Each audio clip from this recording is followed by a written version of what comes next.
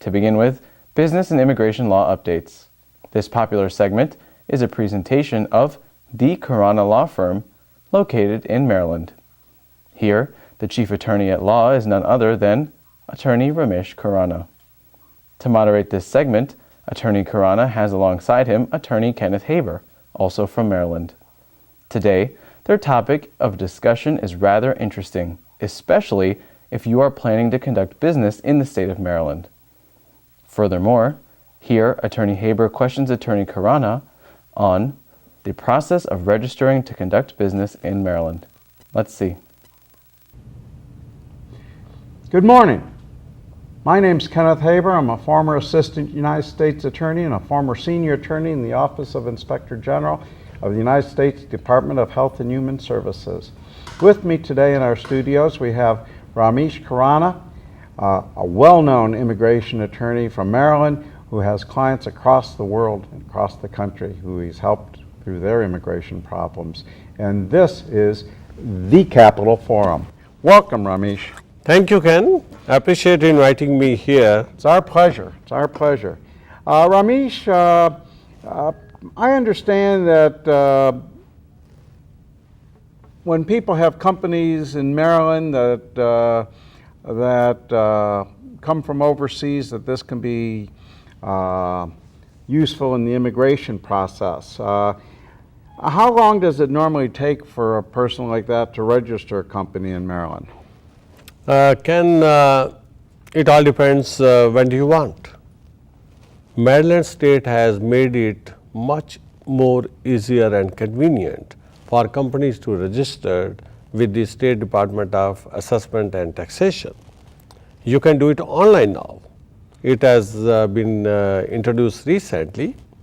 You do not have the registration confirmation right away, but I have seen in my practice that you will get the confirmation in about a couple of days. Usually it comes on the next day. You will receive an email that your incorporation documents are on the website of SDAT. So it is so easy. Now, if you don't want to form your company online, then you can do it by mailing, you can do it by faxing papers, or you can even go in person. Now, if you want to just file your papers and wait, it takes about 8 weeks, Ken. But if you want to have it expedited, then you have to pay $50 additional fee, and it can be done right away if you go in person to the State Department Assessment Taxation Office in Baltimore.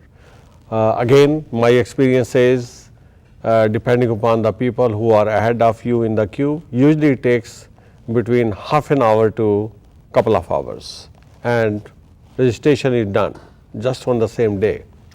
Or if you are just sending information for expedited service through the mail, it takes about 5 to 7 business days.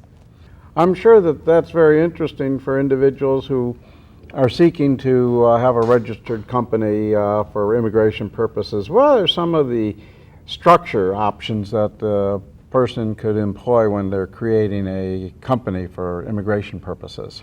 Yeah, sure, Ken. When you are thinking of incorporating your company in Maryland, this could be just in the form of a corporation, or it could be an LLC, which is a limited liability corporation, and third option could be LLP, limited liability partnership, for some kinds of professionals or entities, and or LP, just limited partnership.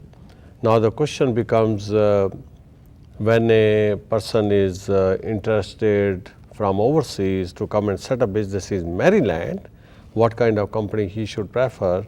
Of course, he should hire the services of a competent corporate lawyer who will be very happy to guide him, but we will also get involved as an immigration attorney to guide him from the immigration angle. Now, so long as foreigners are concerned, because they do not have their social security numbers, so it will be very hard to incorporate a company where you can file for S chapter, S corporation. So it would be a C corporation, which is the usual type of corporation where you may be taxed twice. Yeah, you are taxed at the net income of the company, and if some dividends are distributed, and then the individual who gets the dividend, that person is taxed. So that's the way C corporation works. But once you have gotten your social security and you have got immigration to the country, and then probably you can think about an S corp, because S corp is taxed only once, it's not taxed twice. Then there is an option for the people who have social security numbers. Now they could set up a limited liability corporation also. But for foreigners, I would say that their option is limited to setting up a C corp in Maryland state. So the C Corp would be the preferred structure for immigration purposes? Yes, that's very true. Are there limited options in terms of this, in terms of the C Corporation? Yeah, C corporation, I mean, every foreigner who doesn't have the social security number, so we can form a C corporation for that person, but limited option in the sense that person won't be able to convert into an S corp, like you have to elect by filing that particular application form with the IRS. He is not entitled to have an S corp, because S corp is basically a pass-through entity where the S corp is not taxed, and the only taxed are the owners of the company. So that's why S corp option is not available to the foreigners. So they are stuck with the option of C corp only. Is it better to incorporate in Delaware and operate as a foreign business in Maryland, or better to incorporate your business in Maryland, would you say? Ken, this question comes up quite often, because historically most of the people have this impression that the best option is to incorporate your company in Delaware. Well, it all depends upon your business situation. If you are coming from abroad and you want to set up your business in the state of Maryland, if you decide to set up your company in Delaware, then you have to register your company to obtain authority to do business in the state of Maryland. So you register yourself as a foreign company, like you are a Delaware company registering with the SDAT Baltimore as a foreign company.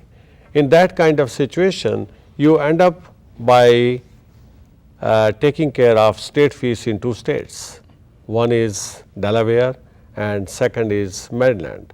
I think Maryland has changed its corporate laws, and these laws are competing very favorably with other states, including Delaware. Now, there are case laws which would basically go in favor of corporations, because people wanted to go to Delaware because of the fact that corporations have found favor in the case laws. So, same way, you know, I would say rather most favorable treatment is given in the state of Maryland. So, I won't recommend, if you want to do business in Maryland, that you first incorporate your company in Delaware. Absolutely not. You straightway form your company in Maryland state and you are in business.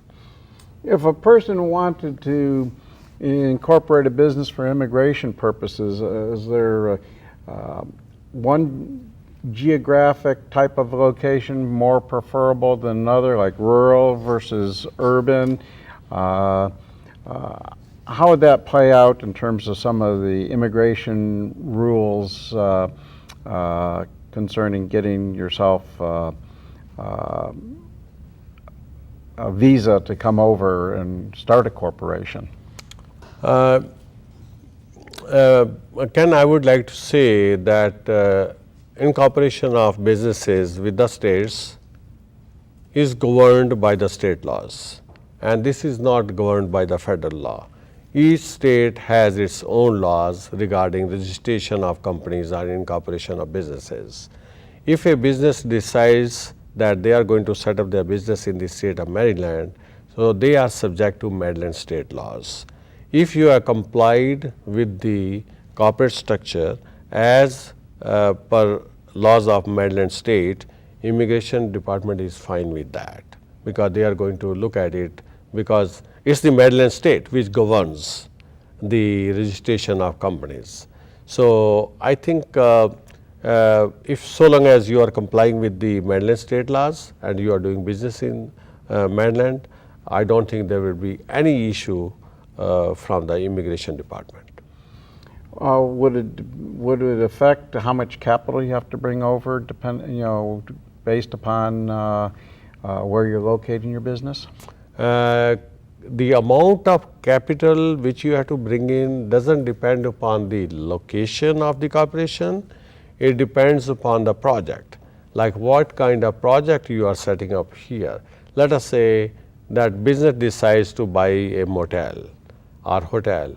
If the project's cost is $5 million, so if they are bringing in, let's say, $1 million, which is about 20% of $5 million, so 1 million investment is acceptable. And let's say a person wants to come from Canada, and person wants to come on E2 visa. E2 visa is available to treaty countries. Now he is coming to set up a restaurant here in the state of Maryland, and if to set up a restaurant he needs about $100,000, that $100,000 will be considered as a significant investment for the purpose of E2 visa. So this is not going to be an issue from immigration angle.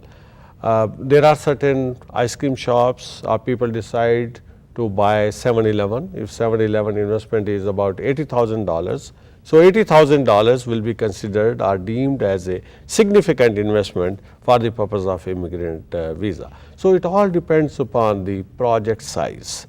It doesn't depend upon the location of the project.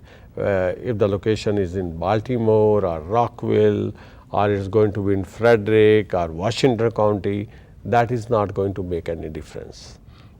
As I understand what you're saying, then, it matters more what the nature of the business is to determine how much would be an appropriate investment for that business. Is that correct? I agree with you, Ken. It all depends upon the nature of business and size of the project. Very good. Well, we really appreciate your coming into the studios today to give us this insight. If anyone has any questions, they can get a hold of Ramesh through his website on the internet, or contact the station and leave a message for him. Thank you very much for coming in. Thank you very much, Ken. I really enjoyed your questions, especially answering questions regarding the corporate structure and setting up businesses. I'm sure that the businesses will be greatly benefited. Again, my advice to you, talk to your lawyer if you have any issue regarding corporate structure, especially affecting your immigration issues. Thank you very much for being with us.